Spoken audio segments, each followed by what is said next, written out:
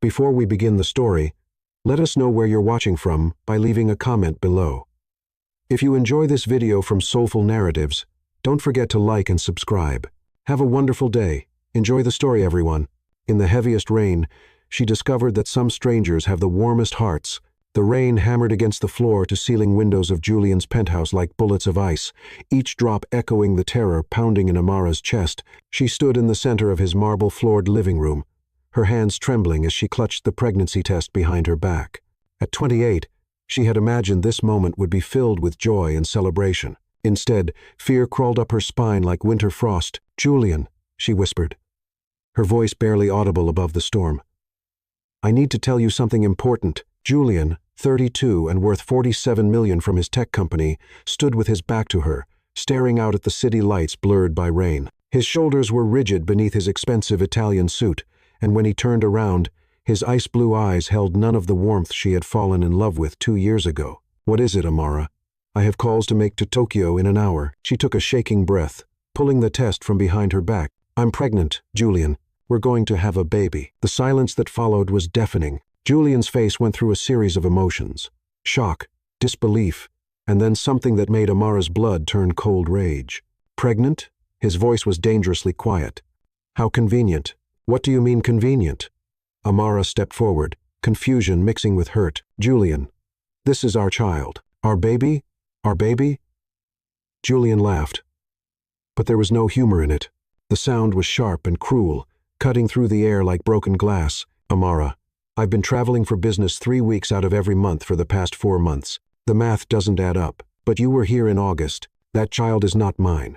Julian's voice exploded through the penthouse, his words hitting her like physical blows. His face had transformed into something she didn't recognize, twisted with suspicion and fury. "I knew this would happen eventually. A woman like you, from where you came from, was bound to try and trap me." The words hung in the air like poison. Amara felt as if the ground had opened beneath her feet. "A woman like me, Julian? What are you saying?" "You know exactly what I'm saying. Did you really think I'd be stupid enough to fall for this? You probably planned this whole thing, get pregnant by some other man and try to pin it on the millionaire. Well, congratulations, Amara. Your plan failed." Tears began streaming down her face, hot against her cold cheeks. "Julian, please, you know me. You know I would never—" "Do I?" He stepped closer, his voice dropping to a menacing whisper. "Because the woman I thought I knew wouldn't have tried to trap me with another man's baby." "Stop saying that." Amara's voice cracked with desperation. "This baby is yours. I've never been with anyone else since we've been together. How can you even think?" "Because I'm not an idiot, Amara. Unlike you, I can count, and the numbers don't lie." The argument escalated, their voices rising above the thunder outside. Julian accused her of being a gold digger, of planning this deception from the beginning. Each word was like a dagger to her heart, destroying everything she thought they had built together. Her hands shook as she tried to defend herself, to make him see reason, but his pride and suspicion had blinded him completely. "Get out," he said finally, his voice cold as winter. "Take your lies and your schemes and get out of my home, Julian. Please, get out." Amara stumbled backward, the pregnancy test falling from her trembling fingers and clattering onto the marble floor. The sound echoed through the penthouse like a gunshot. She looked at the man she had planned to marry, the man she thought she knew, and saw a stranger wearing his face. Without another word, she turned and ran toward the door, grabbing her coat from the chair. The rain outside was torrential, but she didn't care. She needed to get away from those words, from the hatred in his eyes, from the complete destruction of everything she had believed in. The moment she stepped outside, the rain soaked through her thin coat within seconds. The cold was shocking, making her gasp, but she kept walking, stumbling down the street with tears and rain mixing on her face. The weight of his accusations, the cruelty of his dismissal, the complete shattering of her dreams, it all crashed down on her at once. Her chest felt tight. She couldn't breathe properly. The stress, the shock, the emotional trauma. It was too much. Black spots began dancing in her vision as she struggled to keep walking. Her legs felt weak, unsteady, and then the world tilted. Amara collapsed onto the wet pavement, her consciousness slipping away as the rain continued to pour down on her motionless form. In her last moment of awareness, she felt the cold mud seeping through her clothes and wondered if this was how everything would end. That's when she heard footsteps running toward her. Elliot Kane had been walking home from his job at the community center when he saw the woman fall. Without a moment's hesitation, he dropped his umbrella and ran to her side. She was unconscious, rain pouring over her face, her dark skin pale with shock. "Hey, miss, can you hear me?" Elliot knelt in the mud beside her, not caring about his simple jeans and sweater getting soaked. When she didn't respond, he carefully lifted her into his arms, surprised by how light she felt. She was beautiful, even in unconsciousness, with high cheekbones and full lips. Her natural hair plastered to her head by the rain. Elliot carried her through the storm. His 30-year-old frame, strong from years of physical work he didn't need to do but chose to do anyway, carried her easily. He lived only 3 blocks away in a modest apartment, a far cry from the mansion he actually owned across the city. But that life, that wealth, that empire, he had walked away from it all 2 years ago to find something real. As he carried the unconscious woman to safety, Elliot had no idea that he was holding in his arms the other half of his soul, or that this moment would change everything for both of them. "You're safe now," he whispered, as he reached his front door, fumbling with his keys while still holding her. "I've got you." The rain continued to fall, but for the first time that night, someone was truly sheltered from the storm. Chapter 2. Gentle hands, caring heart. True wealth isn't measured in dollars. It's measured in kindness. Consciousness returned to Amara slowly, like swimming up from the bottom of a deep, dark lake. The first thing she noticed was warmth. Blessed surrounding warmth that seemed impossible after the ice-cold rain. The second thing was softness beneath her body, completely different from the hard pavement where she had collapsed. Her eyes fluttered open to find herself lying on a clean bed in a small, simply furnished room. Sunlight streamed through modest curtains, revealing walls painted a calming sage green, and a single bookshelf filled with well-worn novels. The scent of something cooking drifted from what she assumed was a kitchen nearby. "You're awake." The voice was gentle, concerned, and came from a chair beside the bed where a man sat watching her with kind brown eyes. "How are you feeling?" Amara tried to sit up, then immediately regretted it as dizziness washed over her. The man, tall with sandy brown hair and wearing simple jeans and a gray sweater, immediately stood to steady her. "Easy," he said softly. "You've been through a lot. Just rest." "Where am I?" Amara's voice came out as a whisper, her throat dry and rough. "My apartment. I'm Elliot Kane." He moved to a small table and returned with a glass of water. "I found you collapsed in the rain last night. You were unconscious, so I brought you here to get you warm and dry." The memories came flooding back. Julian's accusations, his cruel words, the rain, the collapse. Fresh tears sprang to Amara's eyes as the pain hit her all over again. "Hey," Elliot said, sitting back down in the chair, his voice incredibly gentle. "You're safe now. Rest. Don't cry anymore." Amara looked at this stranger who had saved her, really looked at him for the first time. He appeared to be about 30, with kind eyes and calloused hands that spoke of honest work. His clothes were simple but clean, and there was something about his presence that felt inherently trustworthy. "Why did you help me?" she asked, wiping her eyes. "Why wouldn't I?" Elliot's response was immediate, as if the question itself was puzzling. "You needed help." It was then that Amara noticed his clothes from the night before hanging on a small drying rack near the window, soaked jeans, and a sweater that was still damp despite hanging all night. He had carried her through that storm without any protection for himself, getting completely drenched to save a stranger. "You got soaked," she said, guilt washing over her. Elliot followed her gaze and shrugged. "Clothes dry. You could have been seriously hurt out there." The simple, matter-of-fact way he said it, as if risking his own comfort for a stranger was the most natural thing in the world, made something warm bloom in Amara's chest, a feeling she had almost forgotten existed. "I should go," she said, trying again to sit up. "I don't want to impose." "You're not imposing, and you're not going anywhere until you've eaten something, and I'm sure you're okay." Elliot stood up, and she caught sight of a fresh bandage on his hand. "Stay put. I'll bring you breakfast." "Your hand?" "It's nothing," he said, but she could see the slight wince as he moved his fingers. 10 minutes later, Elliot returned with a tray holding scrambled eggs, toast, fresh fruit, and orange juice. The eggs were slightly burned around the edges, and when he set the tray down, she noticed him favor his bandaged hand. "You burned yourself cooking," she realized, her heart clenching.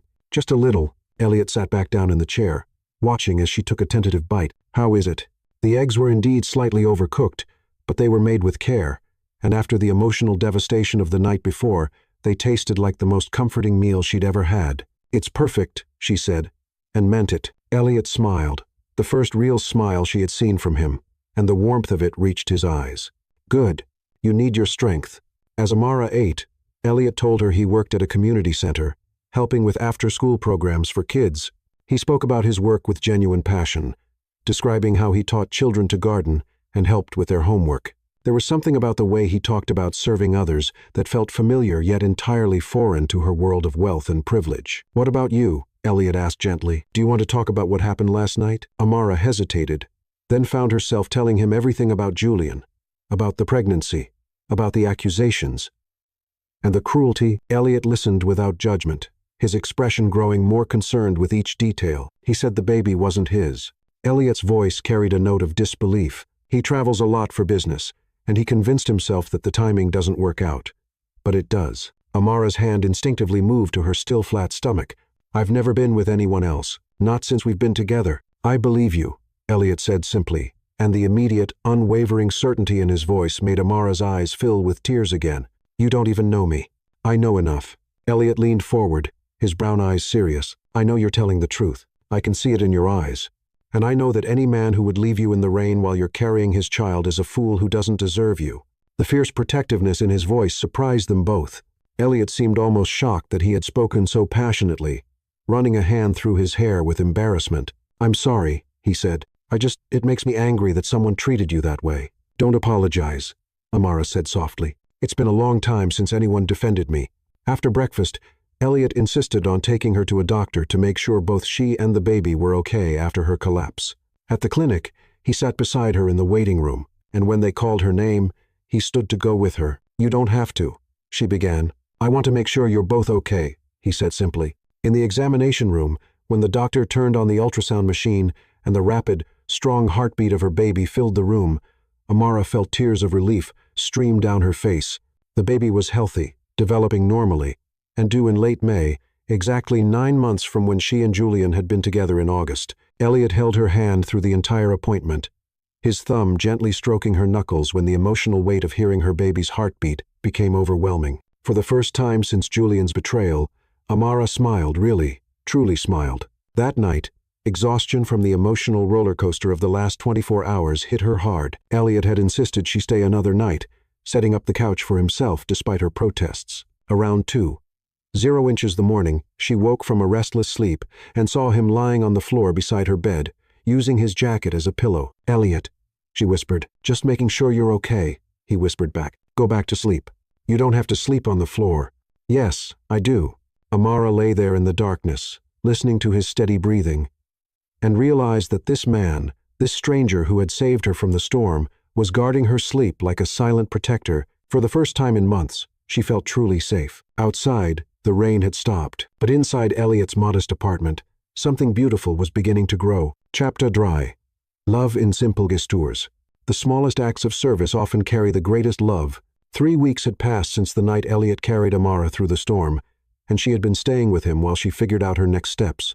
What had begun as temporary shelter was slowly becoming something neither of them had expected: a deep, growing connection built on kindness, respect, and an intimacy that had nothing to do with physical desire and everything to do with the meeting of two souls. Each morning, Elliot would wake before dawn to make her breakfast, carefully avoiding anything that might trigger her morning sickness. He had researched pregnancy nutrition and made sure she had prenatal vitamins, fresh fruits, and plenty of water. When she protested that she could cook for herself, he would smile and say, "Let me take care of you. You're taking care of someone else right now." Today was different, though. Today was Amara's 29th birthday, and she had mentioned it to Elliot only in passing 3 days ago. She didn't expect him to remember. Julian had forgotten her birthday the previous year, too busy with a business merger to acknowledge the day she was born. Elliot had left early that morning for work, kissing her forehead gently before heading out the door. It was a gesture that had become routine between them, tender and protective without crossing any boundaries. Amara had told herself repeatedly that her growing feelings for this man were just gratitude, just the natural response to his kindness during her time of need. But deep down, she knew it was so much more. Around noon, Elliot returned home with several shopping bags, which he quickly hid in his bedroom before she could see what was inside. He seemed nervous, excited, running his hands through his hair the way he did when he was trying to work up courage for something. "I thought we could take a walk this afternoon," he suggested. "There's a place I want to show you." An hour later, they were walking through a field of wildflowers just outside the city. Elliot had borrowed a friend's car to drive them there, and now they moved slowly through the meadow, Amara's hand resting lightly on his arm for support. Her pregnancy was showing now, a small but definite curve to her belly that made Elliot's protective instincts even stronger. "This is beautiful," Amara said, breathing in the sweet scent of the flowers. "How did you know about this place?" "I come here sometimes when I need to think," Elliot replied. "It helps me remember what's important." They had been walking for about 20 minutes when Amara felt her shoelace come undone. She looked down at her feet, then at her growing belly, calculating the awkwardness of trying to bend over. Before she could even attempt it, Elliot was already kneeling in front of her, his hands gentle as he tied her shoelace with careful precision. The sight of this strong, kind man kneeling at her feet, taking care of such a simple need, made her heart flutter in a way she had never experienced before. "No queen should walk with untied laces," he said softly, looking up at her with those warm brown eyes. "Queen?" Amara laughed, but her voice was slightly breathless. "I'm hardly a queen." Elliot stood slowly, his gaze never leaving hers. "You are to me." The words hung between them, heavy with meaning. Amara felt her cheeks warm under his intense gaze, and for a moment, the rest of the world seemed to disappear. "Elliot," she began, but he stepped back, running his hand through his hair again. "Come on," he said, his voice slightly rougher than usual. "There's more to see." They spent the afternoon in the meadow, talking about everything and nothing. Elliot told her about his childhood, about growing up with parents who valued service over wealth, about his decision to work with children because they saw the world with such pure hearts. Amara found herself sharing things she had never told anyone: her dreams of becoming a writer, her fears about motherhood, her growing realization that her relationship with Julian had been built on all the wrong foundations. As the sun began to set, Elliot pulled a small wrapped package from his jacket pocket. "I know it's not much," he said, suddenly shy, "but I wanted to give you something for your birthday." Amara unwrapped the gift with trembling fingers. Inside was a small leather-bound journal with her initials embossed on the cover in gold. "For your writing," Elliot explained. "You mentioned wanting to write down your thoughts. Maybe write stories for the baby when he or she is older." Amara stared at the journal, tears filling her eyes. It wasn't expensive. She could see that it came from a simple bookstore, not some luxury boutique, but it was perfect. It was thoughtful. It was exactly what she needed. "Elliot," this is she, looked up at him, struggling to find words. "This is the most beautiful gift anyone has ever given me." "Really? Really?" She stood on her tiptoes and kissed his cheek, letting her lips linger against his skin for just a moment longer than friendship would dictate. "Thank you."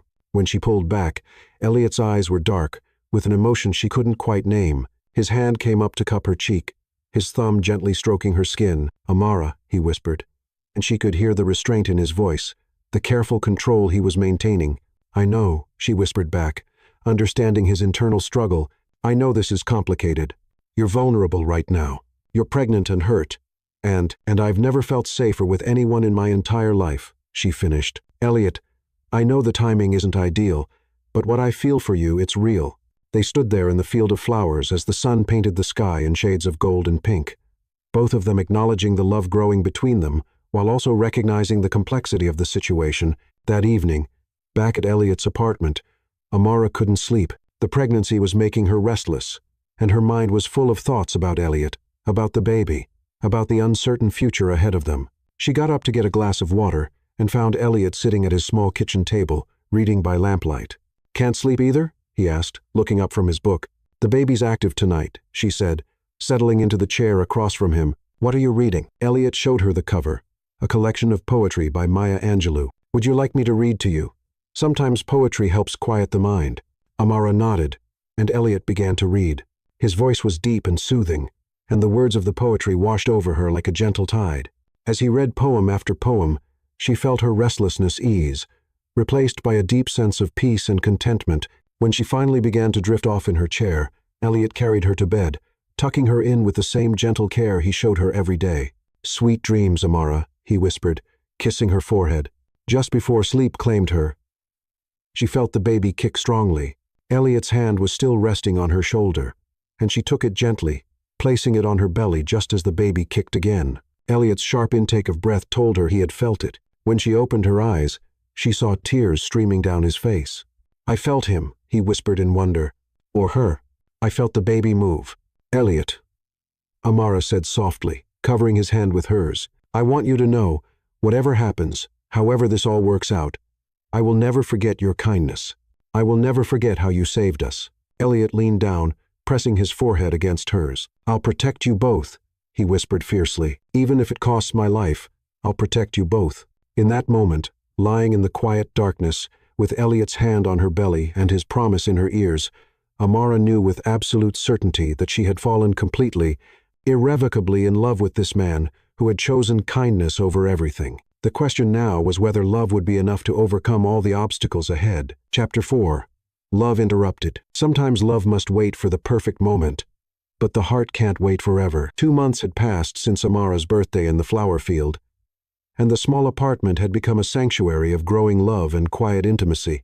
Amara was now 4 months pregnant, her belly curved in a way that made Elliot's protective instincts surge every time he looked at her. They had settled into a routine of domestic harmony that felt more precious than any luxury either had known. Elliot working at the community center during the day, while Amara wrote in her journal and rested, then spending their evenings cooking together, reading, and talking about everything from philosophy to their dreams for the future. The winter months had transformed their relationship from grateful affection into something deeper and more profound. Elliot would wake before dawn just to watch Amara sleep, marveling at the peaceful expression on her face and the way her hand always found its way to her growing belly, even in dreams. She had begun to show him pieces of her writing, beautiful, heartfelt stories about second chances and unexpected love that made him understand the depth of her intelligence and creativity in ways that took his breath away. Elliot had been carrying a small ring in his pocket for 3 weeks now. It wasn't an expensive diamond, he was living on his community center salary, after all, but it was beautiful in its simplicity. A white gold band with a small, clear stone that caught the light like captured starlight. He had spent hours in the jewelry store, explaining to the patient salesman that he needed something perfect for a woman who deserved the world, but would appreciate the thought more than the price tag. The ring represented everything he wanted to offer her. His whole heart, his unwavering devotion, his promise to love her and their child for the rest of his life. He had planned 3 different proposals already, but each time something had gone wrong, as if the universe itself was testing his determination to make this moment as perfect as she deserved. Today was attempt number 4, and Elliot was determined that this time nothing would stop him from asking the woman he loved to be his wife. He had prepared everything carefully, like a general planning a campaign. Dinner was cooking in the slow cooker, Amara's favorite chicken and vegetable stew that wouldn't trigger her pregnancy nausea.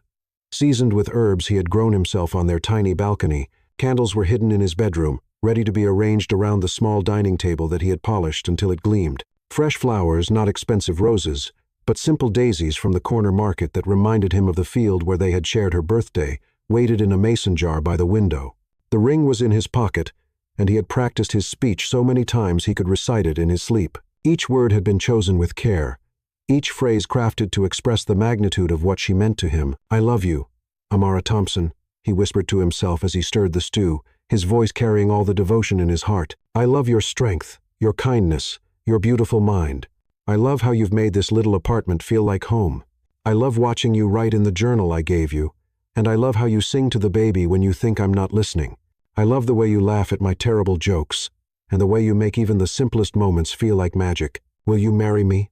Will you let me be your husband and a father to your child?" The words felt right in his mouth, filled with truth and hope, and a love so profound it sometimes overwhelmed him. Tonight would be the night. He was sure of it. Amara returned from her afternoon walk just as the sun was beginning to set. Her cheeks flushed from the cool December air, and her eyes bright with the contentment that had become her constant companion. She looked radiant in a way that took Elliot's breath away. Pregnancy suited her, making her skin glow and her dark eyes shine with an inner light that seemed to illuminate everything around her. "Something smells amazing," she said, hanging up her coat and moving to kiss his cheek in the greeting that had become their daily ritual. The simple touch sent electricity through Elliot's entire body, as it did every time she was near him. "Your favorite," Elliot replied, catching her hand as she moved past him and bringing it to his lips for a gentle kiss. "Amara, I was thinking, would you like to have dinner by candlelight tonight?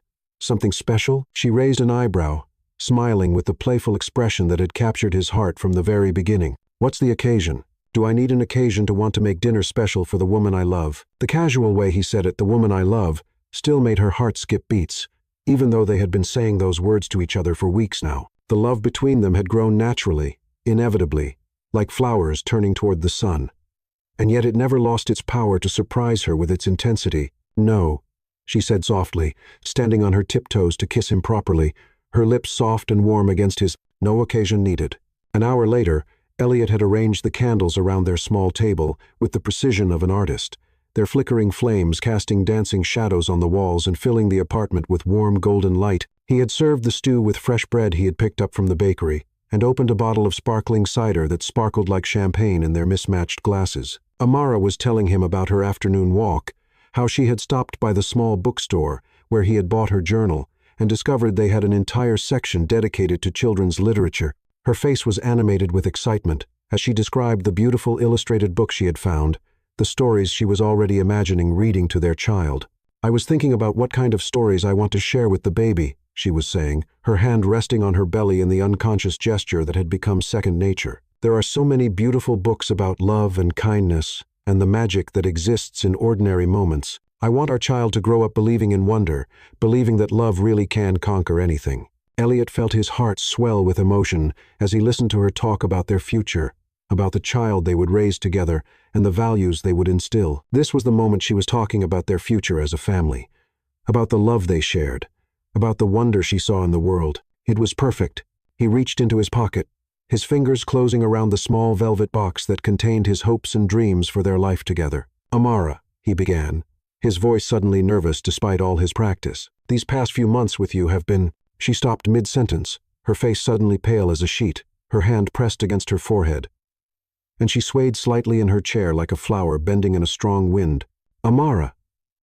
Elliot was on his feet immediately, moving to her side with the quick reflexes of a man whose every instinct was focused on protecting her. "What's wrong?" I feel dizzy all of a sudden." She pressed her hand to her forehead, her breathing becoming shallow and rapid. "Everything is spinning." The ring in Elliot's pocket was completely forgotten as he knelt beside her, his hand steady on her shoulders while his mind raced through everything he knew about pregnancy complications. "Let's get you to the couch. Come on, easy does it." He helped her to the living room, settling her on the couch with pillows behind her back and her feet elevated, his movements gentle but efficient. The proposal, the perfect moment he had planned. None of it mattered anymore. All that mattered was making sure she and the baby were okay. "I'm sure it's nothing," Amara said, but her voice was shaky and uncertain. "Just pregnancy stuff. Low blood sugar. Maybe we should call the doctor," Elliot said, already reaching for his phone with hands that trembled slightly with worry. "Elliot, I'm fine. Really. It's probably just because I didn't eat much at lunch.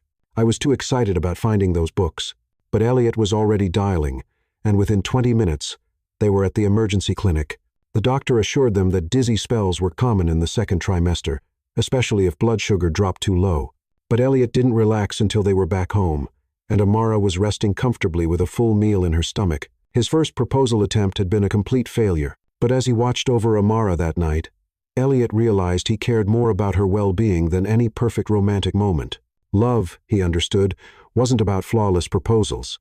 It was about choosing her safety and happiness over his own desires every single time. 2 weeks later, Elliot tried again. This time, he planned a simple picnic in the flower field where they had shared Amara's birthday, the place where he had first understood that what he felt for her was deeper than anything he had ever experienced. The weather was unusually warm for mid-December, one of those unexpected gift days that winter sometimes offers, and Amara was feeling much better. Her energy had returned, and the color was back in her cheeks.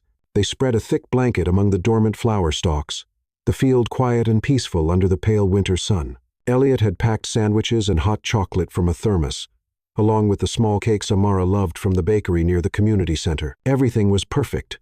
The setting, the weather, her mood, the way she looked at him with those dark eyes full of love and trust. Elliot waited until they had finished eating, then took Amara's hands in his, feeling the strength and warmth of her fingers intertwined with his. This was it. This was the moment he had been waiting for. "Amara," he began, his voice steady despite the racing of his heart. "These past few months with you have been the happiest of my life." "Mine too," she said softly, her eyes searching his face with an expression of such love that it took his breath away.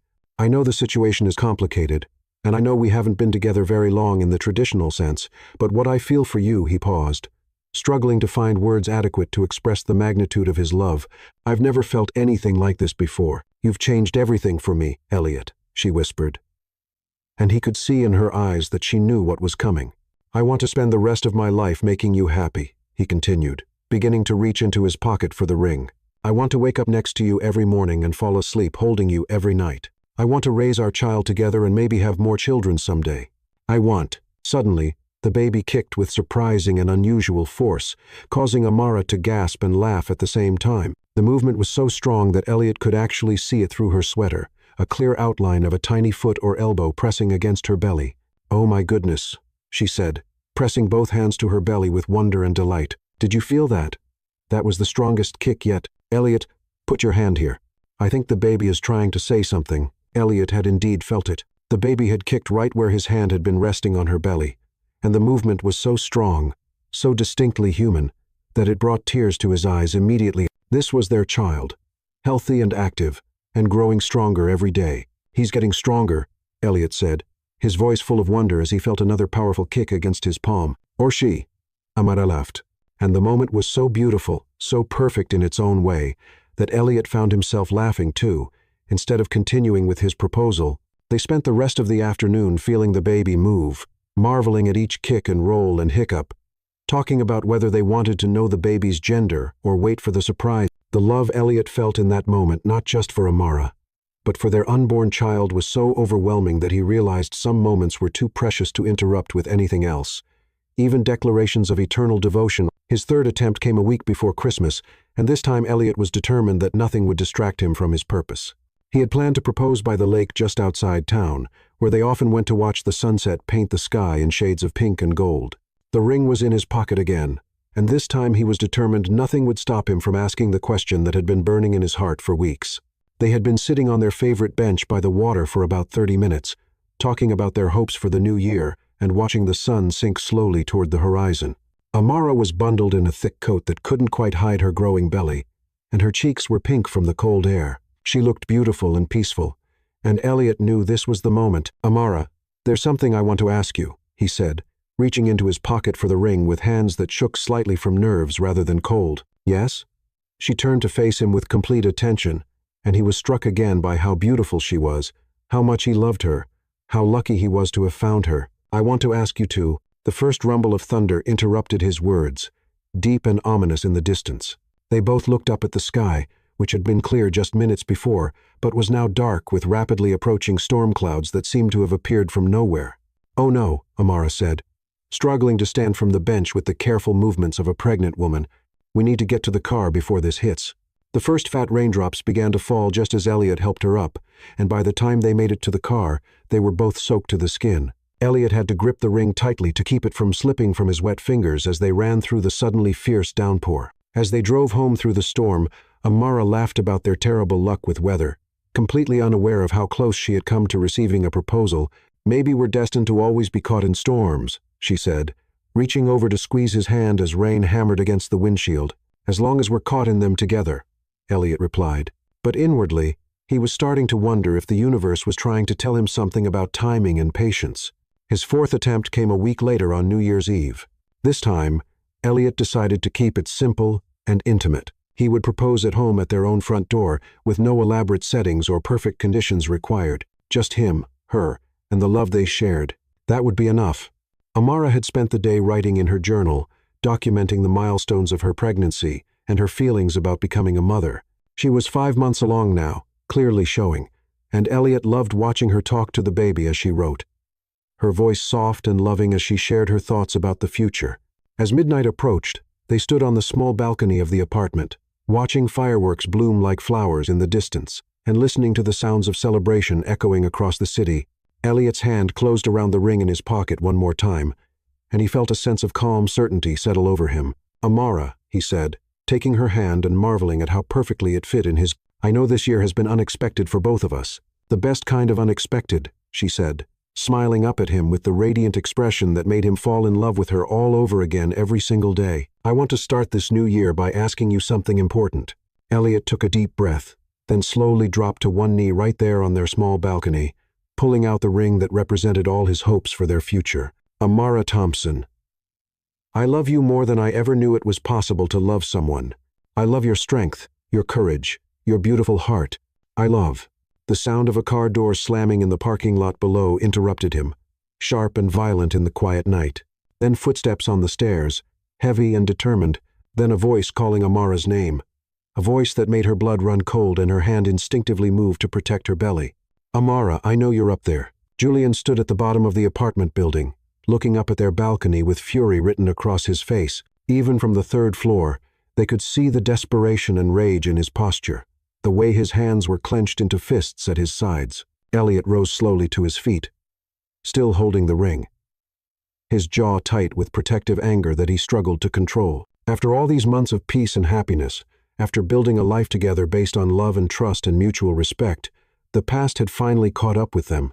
"How did he find us?"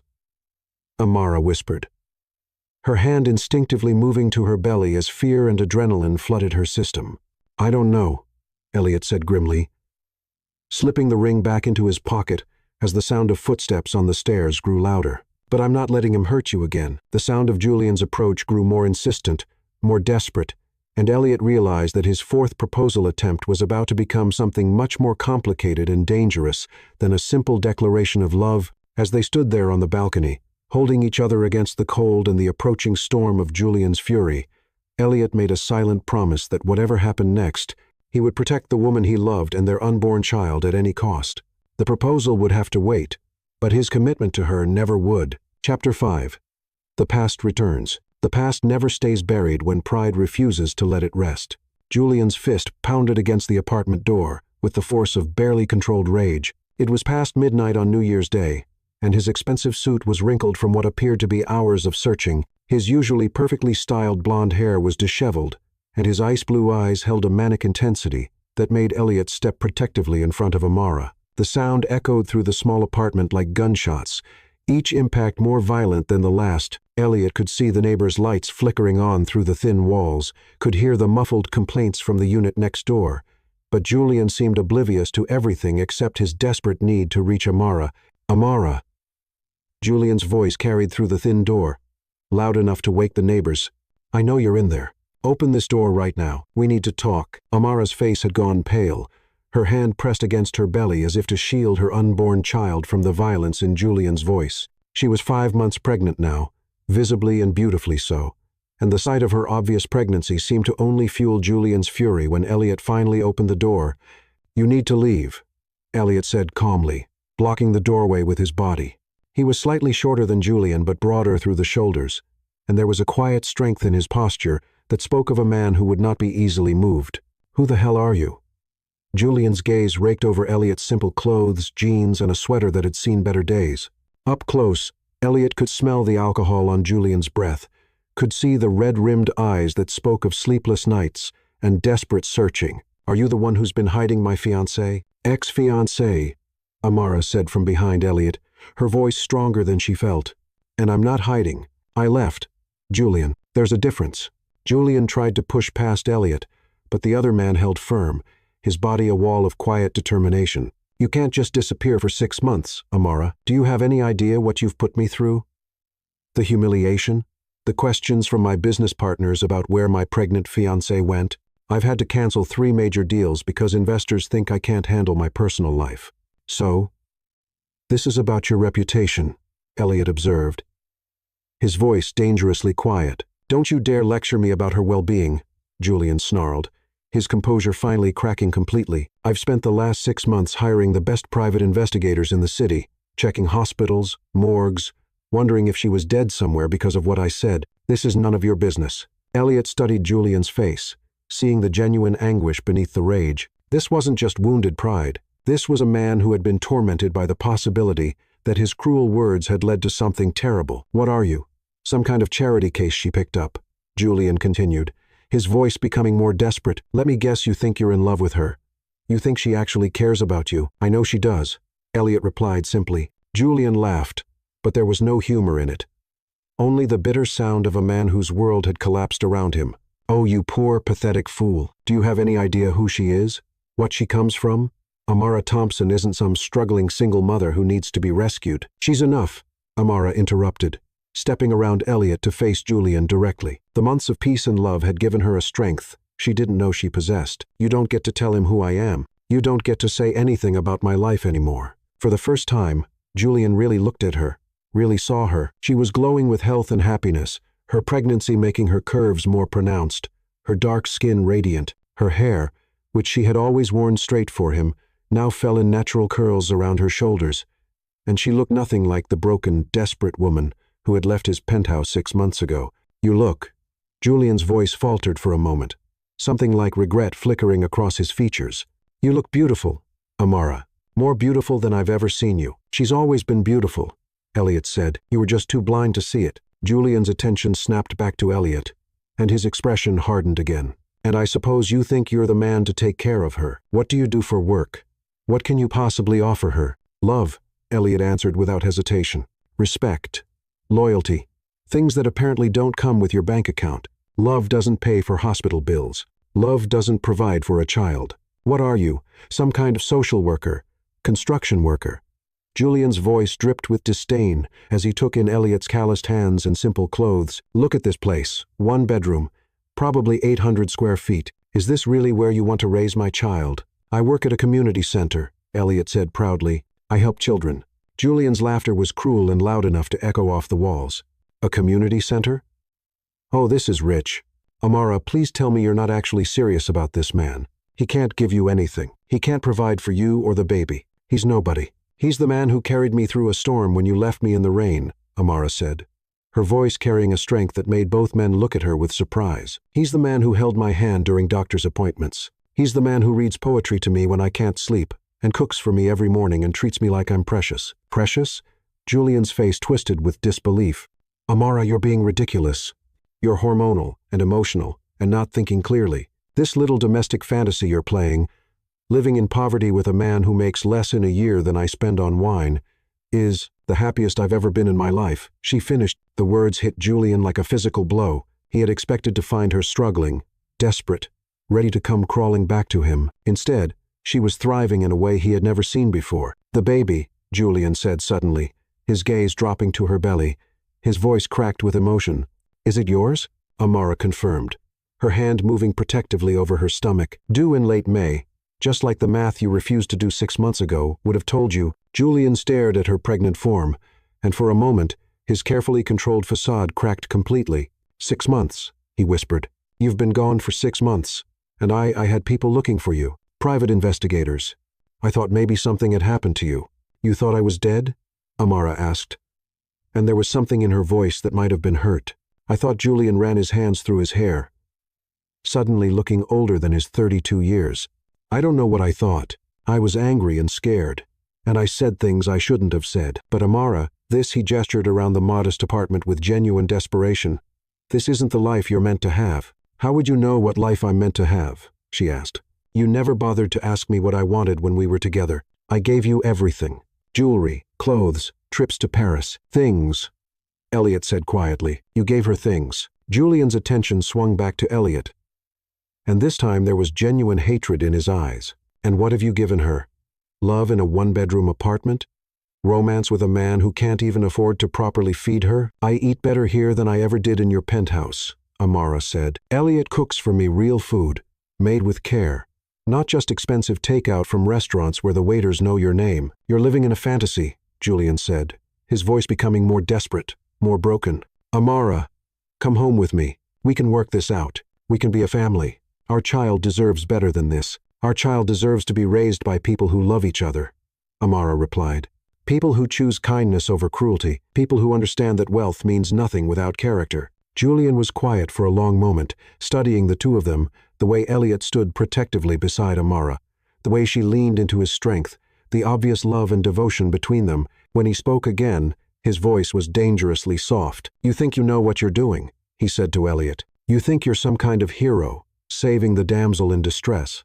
But you have no idea what you're dealing with. Amara isn't some poor little girl who needs rescuing." "She's tired," Amara interrupted firmly. "I'm tired, and it's late, and you need to leave, Julian."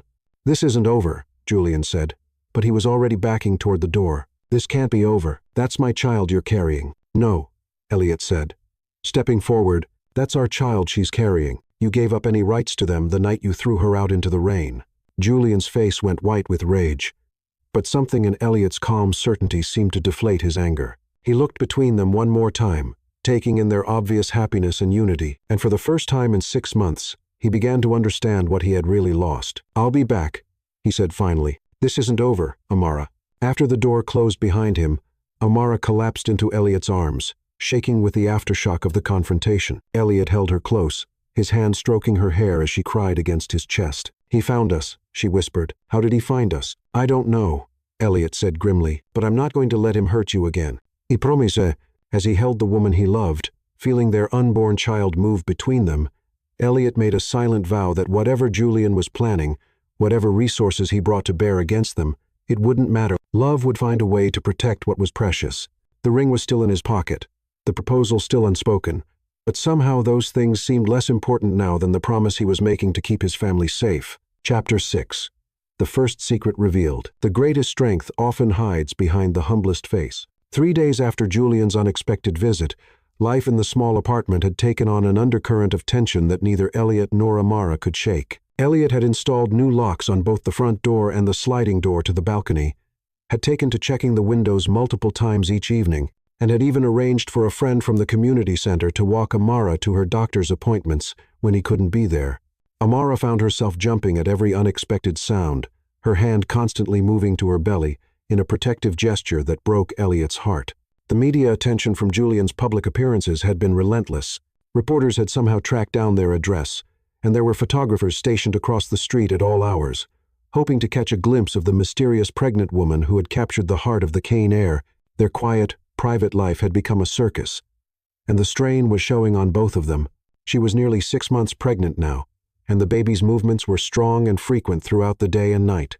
Elliot loved watching her face light up when the little one kicked, loved the way she would take his hand and place it on her belly so he could share in the miracle of new life growing inside her. But since Julian's visit, even those precious moments were tinged with worry about what the future might hold and how they could protect their growing family from the chaos swirling around them.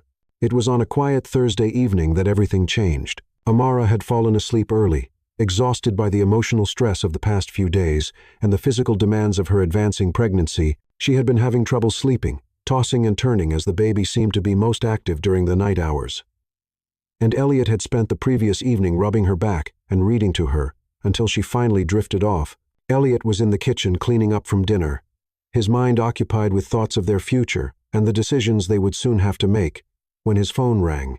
The ringtone was different from his usual one, a classical piece by Bach that was reserved for only one caller, a sound he hadn't heard in months. Kane residence, came the voice of his family's longtime butler. "Edward, Mr. Elliot, your father has been trying to reach you. He says it's quite urgent." Elliot glanced toward the bedroom where Amara slept, her breathing deep and peaceful for the first time in days, then stepped out onto the small balcony to take the call privately. The night air was cool against his skin, and he could see the photographer's van still parked across the street, a reminder of how complicated their lives had become. "What does he want, Edward?" Elliot asked, keeping his voice low. "The quarterly board meeting is next week, sir. Your presence is strongly requested by the board of directors. There are some significant business matters that require your input." Elliot closed his eyes, rubbing his forehead with his free hand. "Tell him I'm still taking my leave of absence from the company. I made that clear when I left. So, with respect, it's been over 2 years since you've attended a board meeting. The other directors are asking pointed questions about your commitment to the family business.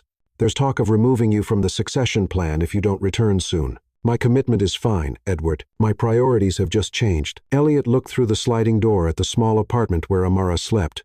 This simple, honest life he had built away from the Kane Empire and all its complications. "Of course, sir, but there's something else. The Sterling Technology situation." Elliot felt his stomach drop. "What about Sterling Technologies?" "Your father says Julian has been making inquiries about the Kane family. Personal inquiries about you specifically, sir. He's been asking questions about your whereabouts, your current living situation." The implications hit Elliot like a physical blow. If Julian was investigating him, it was only a matter of time before he discovered the truth about Elliot's identity. And if Julian knew, he would use that information as a weapon. "Shall I tell your father you'll be attending the board meeting?" Edward asked diplomatically. Elliot looked through the sliding door at the small apartment where Amara slept. This simple, honest life he had built away from the Kane Empire and all its complications. Then he thought about Julian's threats, about the resources a millionaire like Julian could bring to bear against them, about the media circus that was already making their lives difficult. "Yes," Elliot said quietly. "Tell him I'll be there." After hanging up, Elliot stood on the balcony for a long time, looking out over the modest neighborhood he had come to call home. Tomorrow, He would have to return to the world. He had walked away from the world of board meetings and business suits and decisions that affected thousands of people and billions of dollars. But tonight, he was still just Elliot, the community center worker in love with a pregnant woman who thought he survived on a $30,000 a year salary. The weight of his deception pressed down on him like a physical burden. For 2 years, he had lived honestly in this simple life. But the foundation of his relationship with Amara was built on a lie, or at least on a carefully constructed omission of truth. How could he explain that everything she believed about their financial situation was wrong? How could he tell her that the man she thought was struggling to make ends meet was actually worth more money than she could imagine? He was so lost in thought that he didn't hear Amara wake up, didn't realize she had come looking for him until she was standing in the doorway to the balcony, her silhouette backlit by the soft light from the apartment. "Elliot, is everything okay?" Her voice was soft with sleep, and she was wearing one of his oversized sweaters over her pajamas. Her hand resting on her rounded belly, he turned, plastering on a smile that felt forced even to him. "Everything's fine. You should be sleeping. I heard you talking to someone." Amara stepped onto the balcony, and Elliot immediately moved to wrap his arms around her from behind, his hands resting on her belly where the baby was moving restlessly. "Work," he said, something like that. The lie felt bitter in his mouth, but he couldn't bring himself to tell her the truth, not yet, not when she was already stressed and worried about Julian's threats.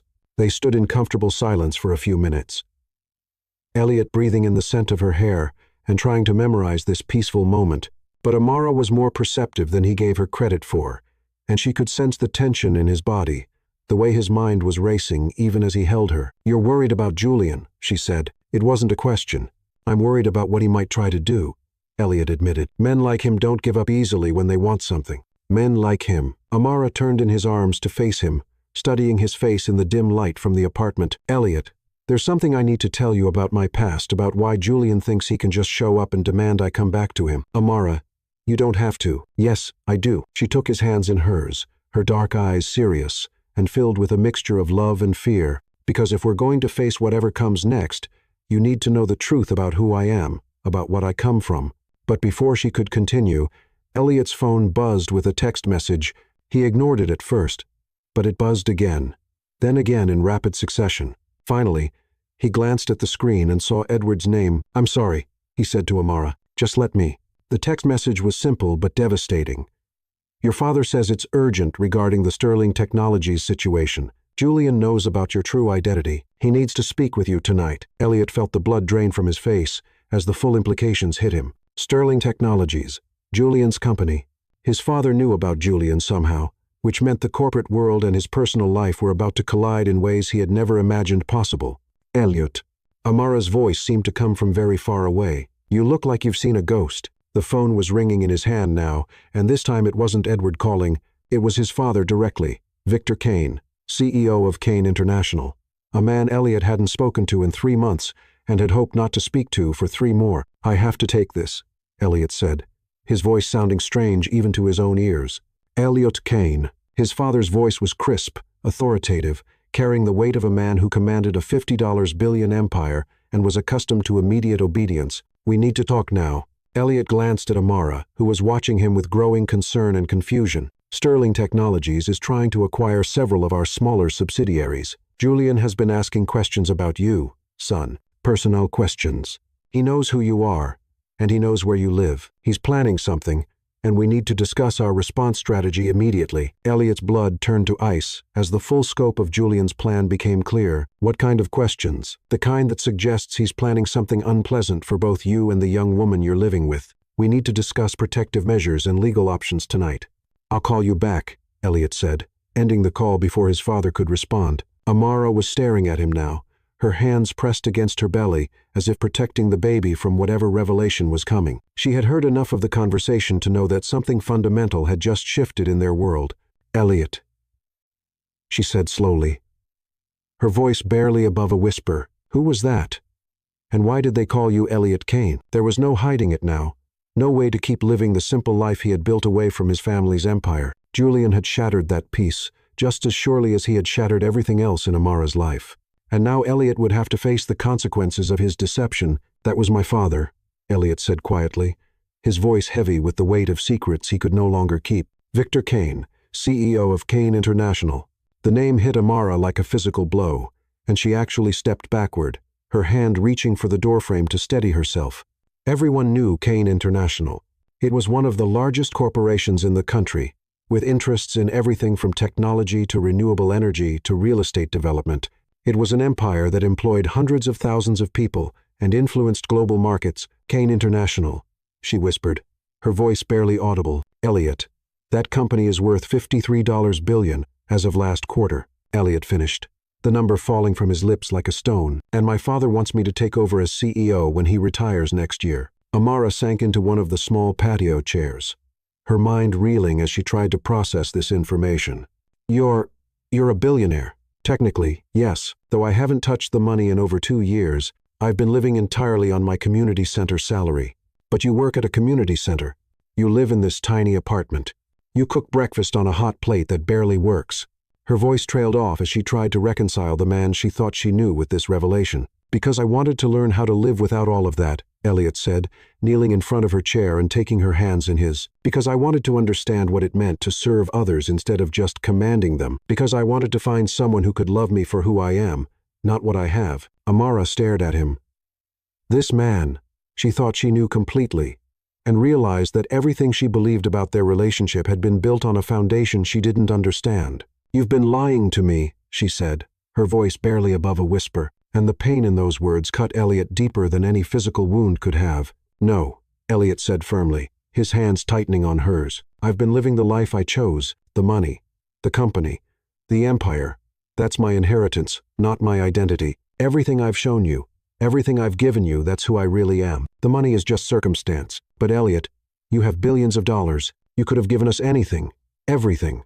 Because I wanted to earn your love, he interrupted, his voice passionate and desperate. Not buy it, because I've seen what money does to relationships, how it corrupts everything it touches. My parents' marriage was destroyed by wealth and power. I didn't want that for us. Amara was quiet for a long moment, processing this revelation and all its implications. The man she had fallen in love with, the humble community center worker who cooked for her and read her poetry, was actually one of the richest men in the country. Everything she thought she knew about their life together was suddenly called into question. Finally, she looked up at him with tears in her eyes. But there was something else there too, a growing understanding, maybe even relief. So, when Julian said you were nobody, she said slowly, you're actually one of the richest men in the country. Elliot confirmed, and his biggest business rival.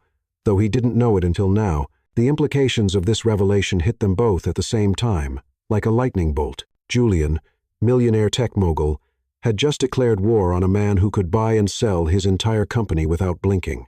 The personal had become political, and the stakes had just risen beyond anything either of them had imagined. Oh my God, Amara whispered, her hand moving protectively to her belly. Elliot, what have we gotten ourselves into? Chapter 7. Rivals in love and wealth. Jealousy turns men into monsters, but love turns them into heroes. The next morning brought a phone call that changed everything. Elliot had barely slept, spending most of the night sitting by the window, watching for any sign of surveillance, while Amara tossed restlessly beside him. The revelation of his true identity had created a tension between them that neither knew how to address, and the comfortable intimacy they had built over the past 6 months felt suddenly fragile. When his phone rang at 7 a.m., Elliot recognized his father's number immediately. Julian requested a meeting, Victor Kane said without preamble. This morning, he knows who you are, and he wants to discuss what he calls a mutually beneficial arrangement. What kind of arrangement? Elliot asked, stepping into the kitchen so he wouldn't wake Amara. The kind where he gets his pregnant ex-fiancée back, and we avoid what he's calling an embarrassing scandal about the Kane heir living in poverty with another man's woman. Elliot's grip tightened on the phone. He's threatening to go public. It appears so. Sterling Technologies' stock has been struggling since he lost several major contracts last quarter. He needs a distraction from his business failures, and apparently a story about a secret billionaire love triangle is exactly the kind of media sensation he's looking for. Elliot closed his eyes, feeling the weight of his family's empire settling back onto his shoulders. This was exactly what he had wanted to avoid, his personal life becoming tangled up in corporate warfare and public relations nightmares. What do you want me to do? He asked. Come home, his father said simply. Take your place in the company. Let us handle Sterling the way we handle all threats to the Kane family. And Amara? There was a pause on the other end of the line. Son, I'm sure she's a lovely woman, but you have responsibilities that are bigger than one relationship. The Kane legacy is exactly what I walked away from. 2 years ago, Elliot interrupted. Dad, I'm not coming back to the company just to wage war against some jealous ex-boyfriend. Even if that jealous ex-boyfriend is threatening to destroy the woman you love? The question hung in the air between them, and Elliot realized his father had found the one argument that might actually work. Because Julian wasn't just threatening Elliot or the Kane empire.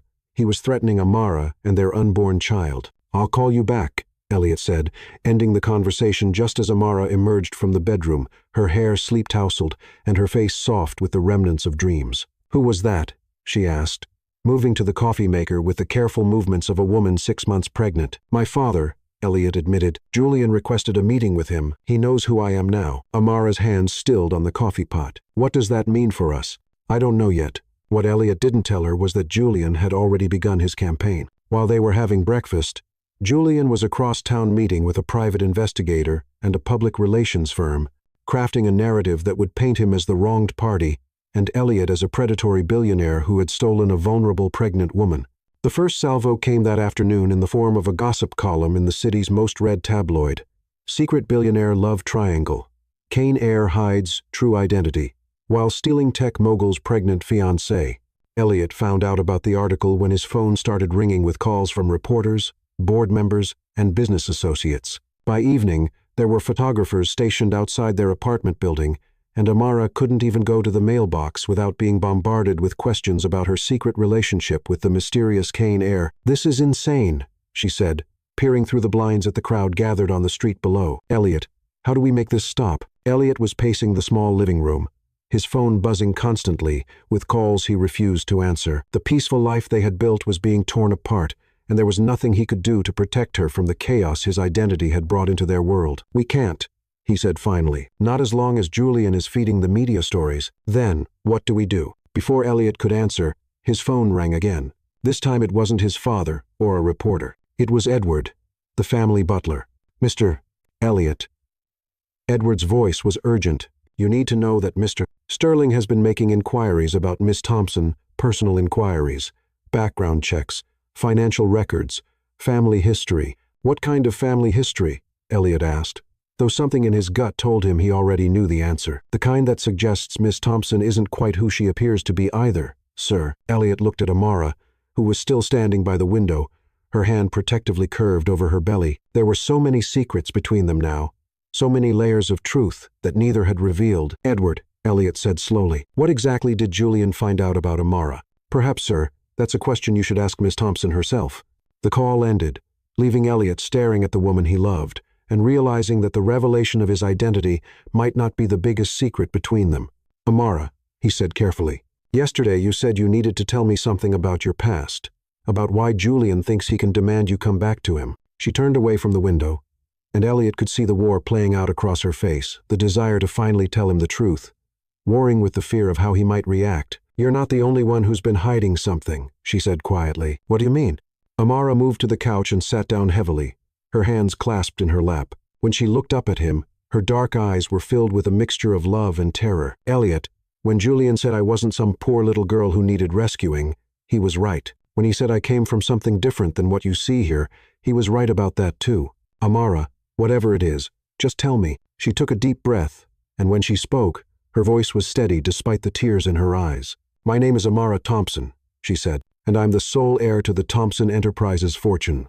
I'm worth approximately $72 billion. The number hit Elliot like a physical blow. $72 billion more than his family's empire.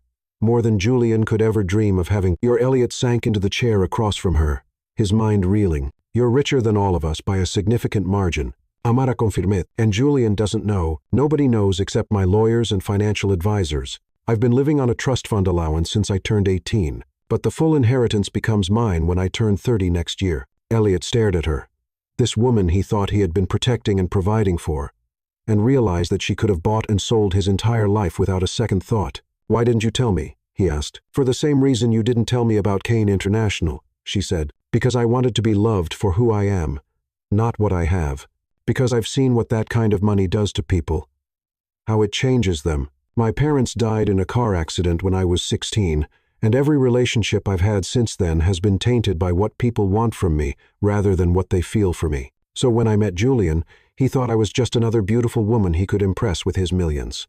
I never told him the truth because I wanted to see if he could love me without knowing what I was worth. Amara's voice cracked slightly. Turns out he couldn't even do that. Elliot was quiet for a long moment, processing this revelation.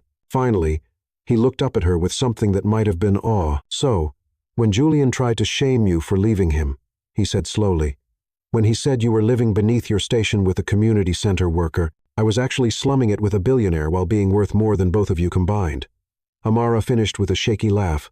The absurdity of the situation, two billionaires pretending to be ordinary people while fighting over a woman who was secretly richer than both of them, struck them both at the same time. Elliot started laughing first, and then Amara joined him, and soon they were both collapsed on the couch, holding each other and laughing until tears streamed down their faces. "We're idiots," Elliot said, kissing her forehead. "We're absolute idiots."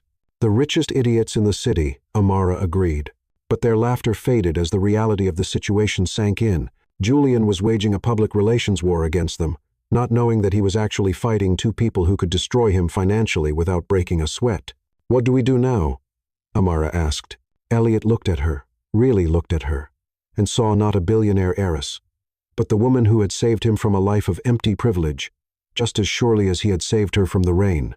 The woman carrying his child, the woman he loved more than his own life. "Now," he said, "we stop hiding from each other, from Julian, from the world, and we show him what it really means to wage war against the people we love." Outside, the photographers continued their vigil, waiting for the next chapter in what they thought was a simple love triangle. They had no idea they were about to witness the collision of three of the largest fortunes in the country, with love and family hanging in the balance. Chapter 8.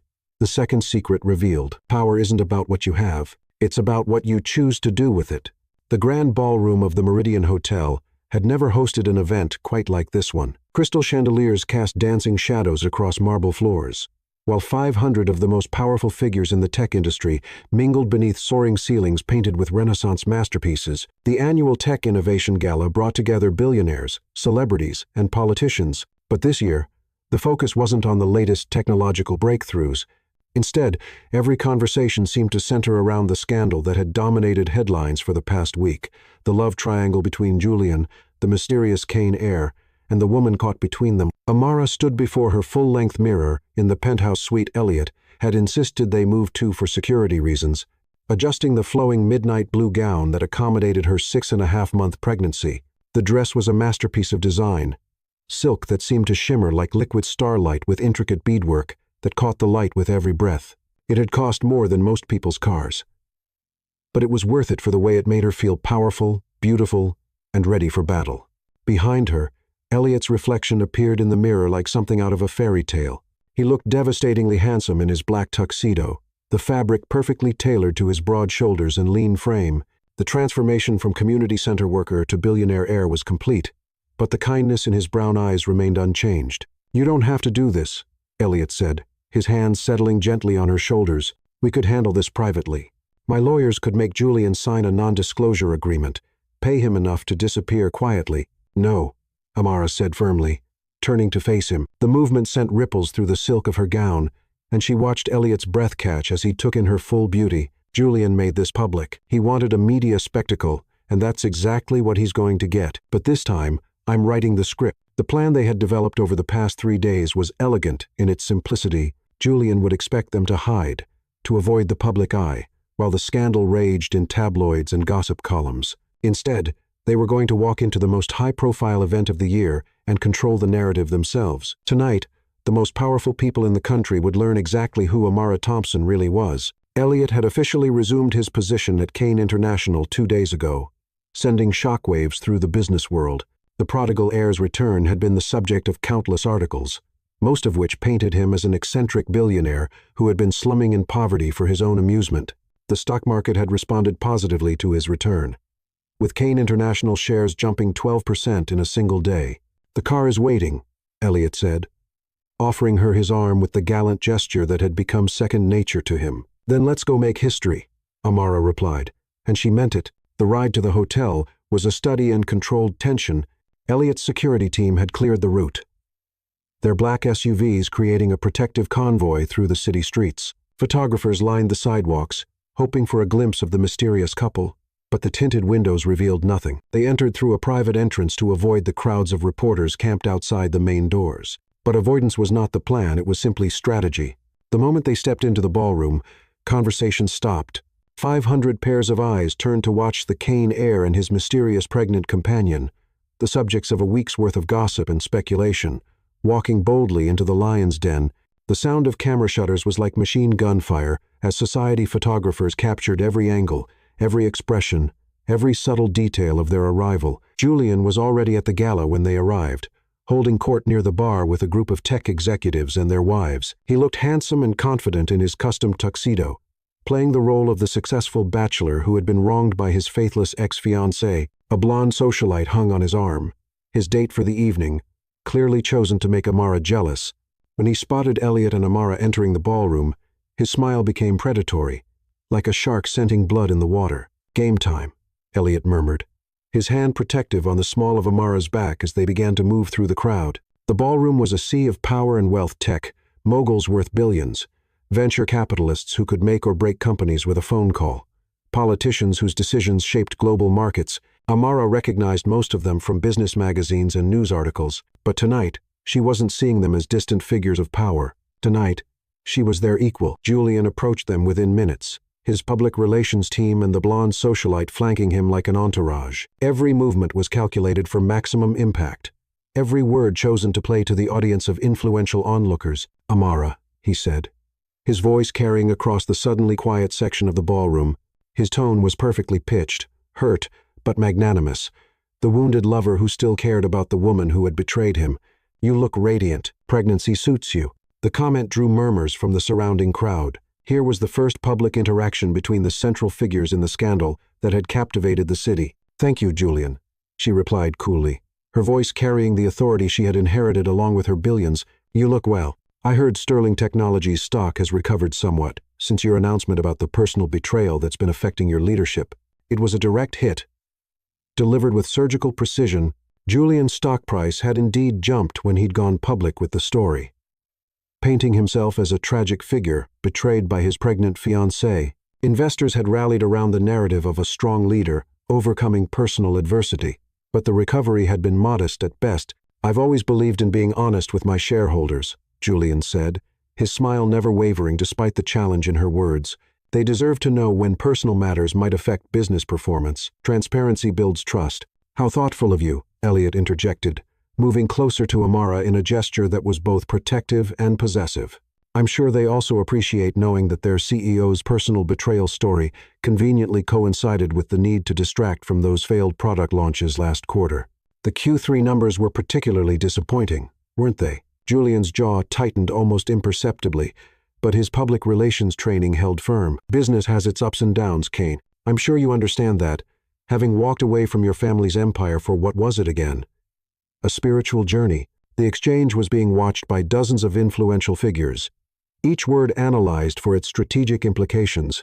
This wasn't just a personal confrontation, it was corporate warfare played out in public. Before Julian could continue his attack, the evening's master of ceremonies announced that dinner would be served shortly. As the crowd began moving toward the dining room, Julian made his move. "Ladies and gentlemen," he said, his voice carrying across the ballroom as he signaled to someone near the sound system. The music stopped abruptly, and conversations died as everyone turned to see what was happening.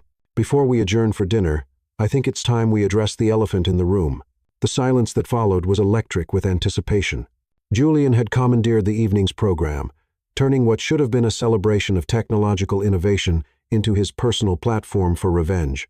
"As many of you know," Julian continued, stepping onto the small stage at the front of the ballroom with the confidence of a man who believed he held all the cards, "I've been dealing with some very personal challenges recently. The woman I loved, the woman I was planning to marry and start a family with, left me for another man while carrying my child."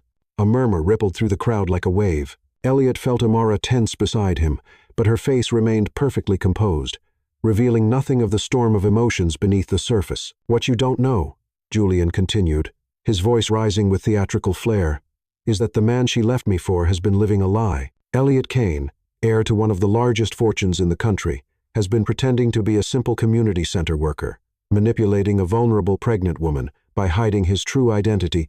The crowd's murmur grew louder.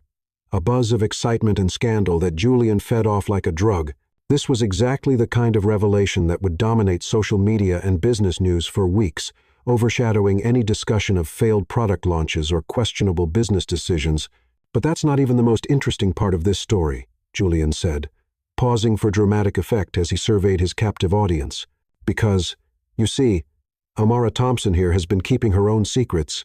Elliot felt his blood turn to ice. Julian couldn't possibly know about Amara's inheritance. They had been so careful, so discreet. The Thompson Enterprises connection was buried beneath layers of trusts and shell companies, protected by the best lawyers money could buy. I did some digging, Julian continued, his smile widening as he prepared to deliver what he believed would be the killing blow. And it turns out our innocent victim isn't quite as innocent as she appears.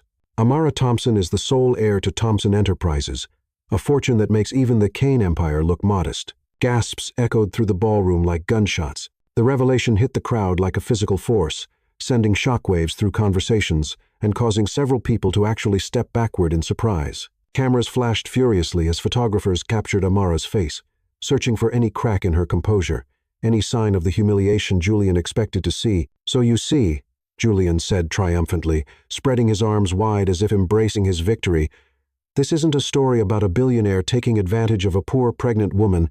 This is a story about the three richest people in this city playing games with each other while lying to everyone else. The silence that followed was deafening, heavy with expectation and the weight of revealed secrets. Julian stood on the stage like a conquering hero, clearly expecting his revelation to destroy both Elliot and Amara's credibility and public sympathy. He had exposed their lies, shattered their carefully constructed images, and now he waited for them to crumble under the weight of public judgment. Instead, Amara stepped forward. "You're absolutely right, Julian," she said, her voice carrying clearly across the silent ballroom, calm and steady as mountain stone. "I'm the Thompson Enterprises heiress. I am worth considerably more than either you or Elliot. And yes, I've been keeping that secret." She moved gracefully toward the stage, her midnight blue gown flowing around her like liquid starlight. Elliot followed close behind, his hand never leaving the small of her back as they navigated through the crowd that parted before them like the Red Sea. Every eye in the room was on her as she climbed the steps with the fluid grace of a woman who had been born to command attention. With steady hands, she took the microphone from Julian's suddenly nerveless fingers, her smile never wavering as she faced the assembled power brokers of American industry. "Ladies and gentlemen," she said, her voice carrying to every corner of the vast ballroom, "let me tell you who I really am.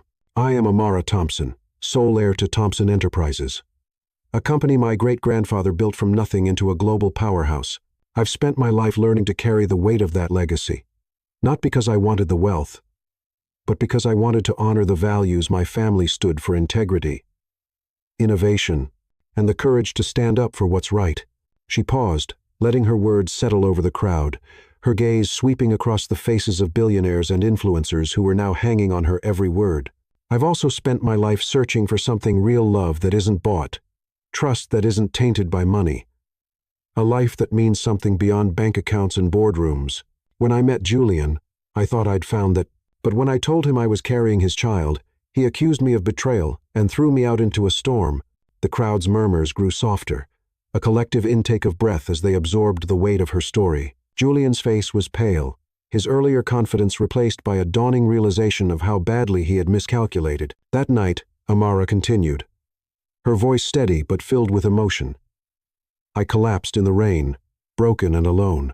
And that's when Elliot Kane found me. A man who didn't know my name, let alone my fortune, carried me to safety, cared for me, and showed me what real love looks like: not possession, not control, but kindness and sacrifice." She turned to Elliot, her eyes shining with love and gratitude. "Elliot didn't tell me he was the Kane heir, just as I didn't tell him about Thompson Enterprises. We both wanted to be loved for who we are, not what we have. And in each other, we found exactly that: a love built on truth, even if we hid parts of our past to protect it." Turning back to the crowd, she raised her chin, her voice ringing with authority. "Julian thought he could shame us by exposing our secrets. But the only shame here is his own. He lost me not because of money or power, but because he chose suspicion over trust, pride over love. Tonight, I stand before you not as a victim or a scandal, but as a woman who knows her worth and has chosen a partner who values it just as fiercely." The ballroom erupted in applause, a tidal wave of approval that drowned out any lingering whispers of scandal. Julian stood frozen on the stage, his carefully constructed narrative crumbling around him. Amara handed the microphone back to the master of ceremonies, who looked as stunned as the rest of the crowd, and stepped down from the stage with Elliot at her side. As they moved through the crowd, people parted to let them pass, offering nods of respect and murmurs of admiration. The power dynamic in the room had shifted irrevocably. Amara and Elliot were no longer the subjects of gossip, but the architects of their own story. A couple whose love and authenticity had turned a scandal into a triumph. Julian watched them go, his face a mask of defeat. His attempt to humiliate them had only elevated their status, revealing not just their wealth but their character. As the gala continued, he slipped out quietly, his entourage trailing behind, leaving the spotlight to the couple who had claimed it with grace and courage. Chapter 9. The Reckoning.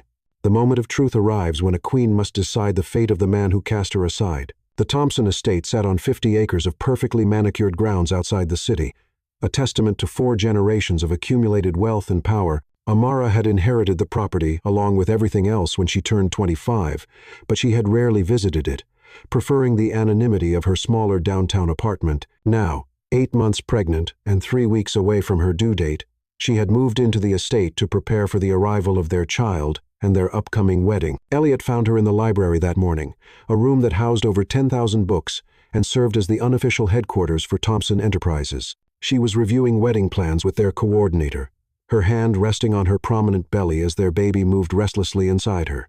The sight of her radiant with pregnancy, powerful in her element, surrounded by the evidence of her family's legacy, still took his breath away. "The catering is confirmed," Amara was saying, "and the florist will arrive at dawn to set up the gardens. Security has the guest list." She looked up as Elliot entered, her face lighting up with the smile that had become his anchor in this new world of wealth and scrutiny. "Good morning, handsome. Good morning, beautiful." Elliot kissed her forehead, marveling, as he did every day, at the fact that this incredible woman had chosen to love him.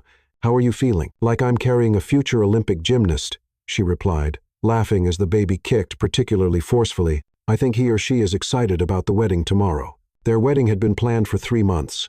Ever since the night Elliot had proposed at the gala, the media attention had been intense, but they had learned to navigate it together, presenting a united front against the constant speculation about their relationship and their combined wealth.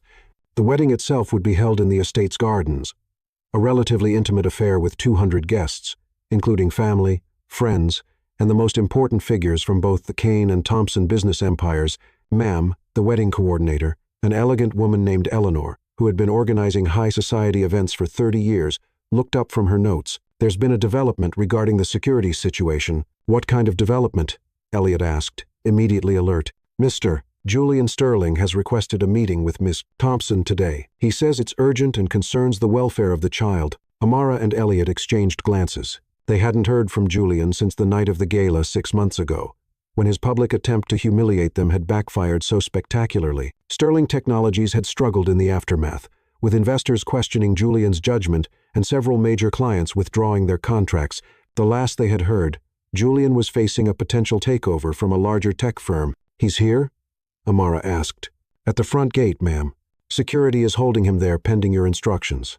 Elliot's jaw tightened. On the day before our wedding, what could he possibly want? "Only one way to find out," Amara said, struggling to her feet. Elliot immediately moved to help her, his hands gentle on her arms as she rose. "Eleanor, could you give us a moment?" After the coordinator left, Elliot turned to face his fiancée with concern evident in his brown eyes. "Amara, you don't have to see him, especially not now. Not when you're so close to your due date." "I know I don't have to," she replied, moving to the window that overlooked the front drive. In the distance, she could see Julian's familiar silver BMW waiting at the security checkpoint.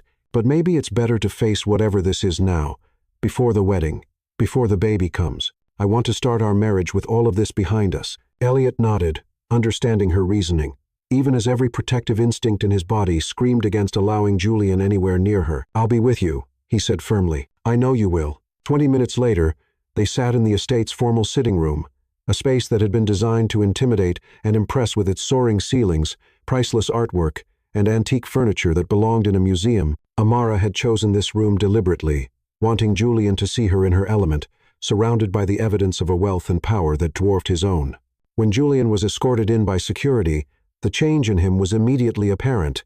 The confident, arrogant man who had stood on the stage at the gala was gone, replaced by someone who looked haunted and desperate. His expensive suit couldn't hide the weight he had lost, and there were dark circles under his eyes that spoke of sleepless nights and relentless stress. "Amara," he said, his voice barely above a whisper as he took in her appearance. She was dressed simply in a flowing maternity dress, but there was no hiding her pregnancy now, or the radiant happiness that seemed to emanate from her. You look incredible." "Hello, Julian," she replied calmly, gesturing to the chair across from the sofa where she and Elliot sat. "Please sit down." Julian remained standing, his eyes darting around the opulent room before settling back on her face. "I need to talk to you about the baby, about everything." "Then talk," Elliot said, his voice carefully controlled. For the first time, Julian seemed to really see Elliot sitting beside Amara, his hand resting protectively on her knee. The sight of their obvious intimacy and shared happiness seemed to cause him physical pain. "You know about my company," Julian said abruptly. "You know it's failing." "We heard," Amara confirmed. "I'm sorry, Julian. I know how much Sterling Technologies meant to you." "Meant to me?" Julian laughed bitterly. "It was everything to me, my father's legacy, my life's work, my identity, and it's gone. The board voted me out last week. The company is being absorbed by Tech Global, and I'm walking away with a fraction of what it was worth 6 months ago." "What does this have to do with us?" Elliot asked. Julian's gaze swung to him, and for a moment, the old arrogance flared in his eyes. "It has everything to do with you, both of you. My company started failing the night you made me look like a fool at that gala. When Amara revealed who she really was, when the whole world saw that I had thrown away the richest woman in America for what? Pride? Stupidity? You threw her away because you didn't trust her," Elliot corrected. "Because you accused her of carrying another man's child when you knew damn well it was yours." "Yes," Julian's voice cracked with emotion. "Yes, I was wrong about that. I was wrong about everything." He gestured helplessly around the room. "Now look where we are. She's living in a palace, preparing to marry a man who loves her enough to give up his fortune for her. And I'm nothing." Amara watched him carefully, seeing the broken man beneath the familiar features. This was the moment she had been unconsciously preparing for since the night he had thrown her out into the rain, the moment when Julian would finally understand what he had lost. "What do you want, Julian?" she asked gently. "I want." Julian's voice broke completely, and he sank into the chair as if his legs could no longer support him. "I want to see my child. I want to be part of his life or her life. I know I have no right to ask. I know I destroyed any claim I had to your love or your trust. But that baby, that's my child, too." The admission hung in the air between them, raw and desperate and completely honest. For the first time since she had known him, Julian was speaking from his heart instead of his ego. Elliot felt Amara's hand tighten on his knee, and he squeezed it reassuringly. This decision was hers to make, and whatever she chose, he would support her completely. "Go on," Amara said quietly. "I've lost everything," Julian continued, tears streaming down his face now. "My company, my reputation, my sense of who I am, but I can't lose my child too. I can't have him grow up thinking his father didn't want him, didn't fight for the chance to know him." "And what exactly are you fighting with?" Amara asked, her voice still gentle but with an edge of steel. "You have new money, new company, new power. What could you possibly offer a child?" Julian looked up at her, and in his eyes, she saw a desperation that was almost painful to witness. "Love," he said simply. "Regret for not being the man you needed me to be. A promise to do better, to be better, for the chance to know my child." "The same child you said wasn't yours," Elliot interjected. "The child whose mother you threw out into a storm." "I know what I did," Julian said, turning to face Elliot directly. "I know I don't deserve forgiveness. I know I don't deserve a second chance, but I'm asking anyway because that child is the only family I have left in the world."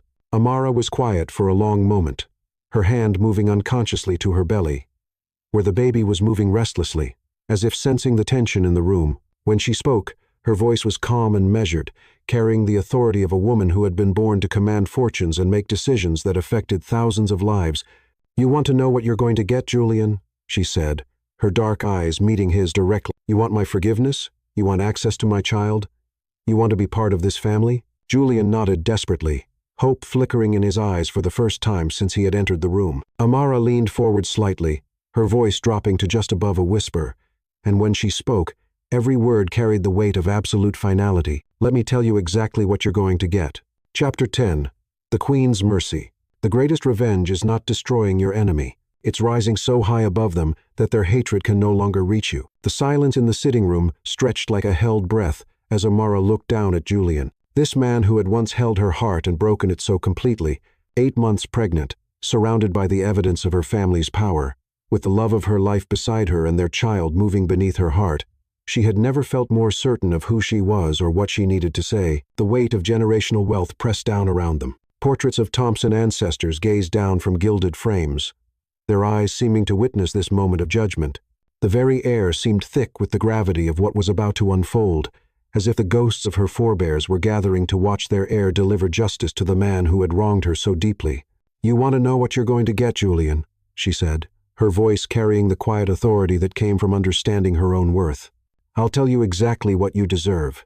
Julian's face was pale with hope and terror, waiting for her judgment, like a man standing before the throne of a queen who held his entire future in her hands. His expensive suit couldn't hide the trembling in his hands, the desperate need that radiated from every pore. "You're going to get the truth," Amara continued, her voice steady and implacable. "The truth that you destroyed our relationship, not through one moment of anger but through months of never really seeing me. You loved the idea of me beautiful, grateful, impressed by your success, but you never bothered to learn who I actually was." Her hand moved to her belly, where their child seemed to respond to the sound of her voice with gentle movements, as if the baby could sense the importance of this moment. "You're going to get the knowledge that this child will grow up knowing exactly what kind of man their biological father is," she said. Each word chosen with surgical precision. "They'll know that when their mother needed protection and care, you threw her out into a storm. They'll know that when given the choice between trust and suspicion, you chose suspicion. They'll know that you valued your pride more than your family." Julian's face crumpled with each revelation, but Amara wasn't finished. Years of hurt, months of healing, and the fierce, protective love of a mother-to-be all came together in this moment of absolute honesty. "But they'll also know that real love exists," she continued, her voice growing stronger with each word. "They'll know what it looks like when a man chooses kindness over cruelty, service over dominance, trust over fear. They'll grow up watching Elliot love me with his whole heart, watching him choose our family every single day, not because he has to, but because he wants to." She turned to look at Elliot, and the love in her eyes was so brilliant it seemed to light up the entire room, like sunlight breaking through storm clouds. In that gaze was everything they had built together, every tender moment, every act of service, every choice to put love before pride. "They'll call Elliot Daddy because that's what he'll be in every way that matters," she said, her voice soft with emotion but carrying to every corner of the opulent room. "He'll be the one who reads bedtime stories and teaches them to ride a bike and holds them when they're sick. He'll be the one who shows them what real strength looks like, not the kind that dominates others, but the kind that lifts them up." Elliot's eyes filled with tears as he listened to her words, understanding that she was giving him the greatest gift he could ever receive, not just her love, but her complete trust in their future together. In this moment, surrounded by all the trappings of wealth and power, what mattered most was the family they were creating through choice rather than chance. "As for you, Julian," Amara said, turning back to the broken man before her, "you'll get what you've always had, exactly what you've earned through your own choices." "Please," Julian whispered, his voice breaking like glass. "I know I made mistakes, terrible mistakes, but that baby is my blood. Don't I have some rights?" Amara's voice sharpened slightly, cutting through his plea like a blade. "You want to talk about rights? You gave up your rights the night you accused me of being a liar and a gold digger. You gave up your rights when you threw a pregnant woman out of your home because your ego was more important than her safety." She leaned back against the sofa, Elliot's hand finding hers and squeezing gently, lending her his strength for what came next. "But here's what I'm willing to give you, Julian," she said, her voice taking on the measured cadence of someone accustomed to making decisions that affected thousands of lives. "Because I believe children should know the truth about where they come from. When this child is old enough to understand, maybe 16, maybe 18, I'll tell them about you. I'll tell them they have a biological father named Julian Sterling who wasn't ready to be a parent when they were born." Julian's eyes flickered with something that might have been hope, the first glimmer of light in the darkness that had consumed him. "If they want to meet you, if they want to have a relationship with you, that will be their choice to make as an adult, with full knowledge of what happened between us," Amara continued. "But until that day, you have no claim on this child, no place in our family, and no power over our happiness." The finality in her voice was absolute, carrying the weight of generations of Thompson authority. This was not a negotiation or a discussion. It was a pronouncement from someone who held all the power in the room. "That's it?" Julian asked, his voice hollow and desperate. "That's all I get? Maybe a chance to meet my own child when they're practically grown?" "That's more than you deserve," Elliot said quietly, his voice carrying years of accumulated protectiveness. "And more than you gave her when she needed you most." Amara studied Julian's face, seeing the complete devastation there, the utter collapse of a man who had lost everything that mattered. For a moment, just a moment, she felt something that might have been pity for the broken shell of the man she had once planned to marry. "Julian," she said softly, her voice gentler but no less firm. "I'm not doing this to punish you.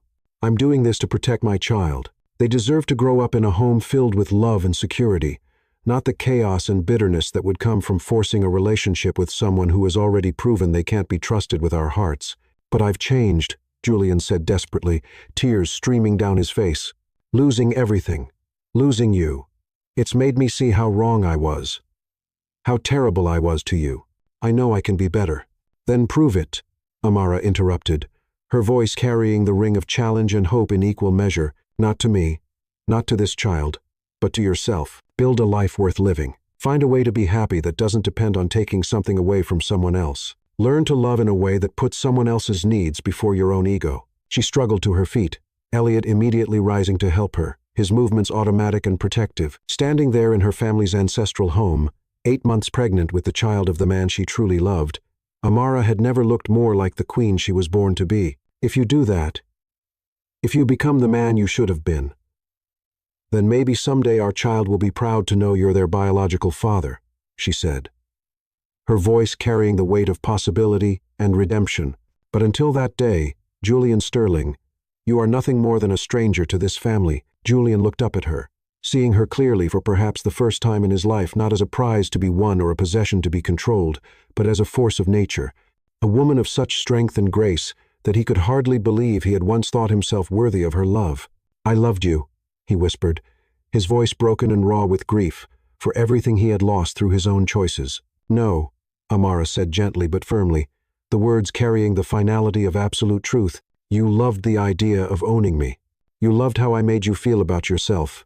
But you never loved me enough to trust me, to protect me, to put my needs before your pride. Elliot loves me enough to give up billions of dollars just to know that what we have is real. That's the difference between possession and love." She moved toward the door, Elliot's protective hand on the small of her back, their movement graceful despite her advanced pregnancy. At the threshold, she paused to look back at Julian one final time, her expression mixing sadness with resolution. "The greatest revenge isn't destroying you, Julian," she said, her voice carrying across the opulent room like a benediction. "It's this, my complete and total happiness without you. It's the family we're building, the love we share, the life we're creating together. It's the fact that you no longer have the power to hurt me because I found someone who would die before he'd let anyone harm me." Julian watched them leave, these two people who had found in each other everything he had been too proud and foolish to recognize when he had the chance. As the door closed behind them with soft finality, he was left alone in the opulent sitting room with nothing but the echoes of his own choices, and the devastating realization that the greatest love of his life was walking away from him forever. Outside in the marble-floored hallway, Amara leaned against Elliot, suddenly exhausted by the emotional weight of the confrontation, but also strangely lightened, as if she had set down a burden she had been carrying for months. "Are you okay?" he asked, his arms encircling her carefully, his hands protective on her back. "I'm perfect," she said, and meant it with every fiber of her being. "I'm finally free." That evening, as they walked through the rose gardens where their wedding would take place in less than 12 hours, Amara felt the baby move strongly beneath her heart. Elliot's hand covered hers on her belly, and she smiled at the man who had proven that love could be both gentle and fierce, both humble and powerful. "Do you think I was too harsh?" she asked, though she already knew her answer. "I think you were exactly as merciful as he deserved," Elliot replied, his voice carrying the conviction of someone who had watched her wrestle with this decision. "You could have destroyed him completely with your resources and connections. Instead, you gave him the truth and a chance to earn something better." Above them, stars began to appear in the darkening sky like diamonds scattered across black velvet. In the distance, the sounds of wedding preparations created a gentle backdrop of hope and promise. Tomorrow, they would be married before 200 guests. In 2 weeks, their child would be born into a world of love and security, and Julian would fade into the background of their lives like a storm that had passed, leaving behind only the knowledge that they had weathered it together and emerged stronger than before. "I love you, Elliot Kane," Amara whispered as they stood together in their garden, their hands intertwined over the life they had created together, their hearts full of plans for the future. "I love you too, Amara Thompson," he replied, his voice carrying the weight of promise and devotion, "today, tomorrow, and for all the days of our lives." And in that moment, surrounded by the beauty they had built together and the promise of the future growing beneath her heart, Amara understood that the greatest victory was not defeating your enemies. It was building a life so beautiful that their hatred could no longer touch it.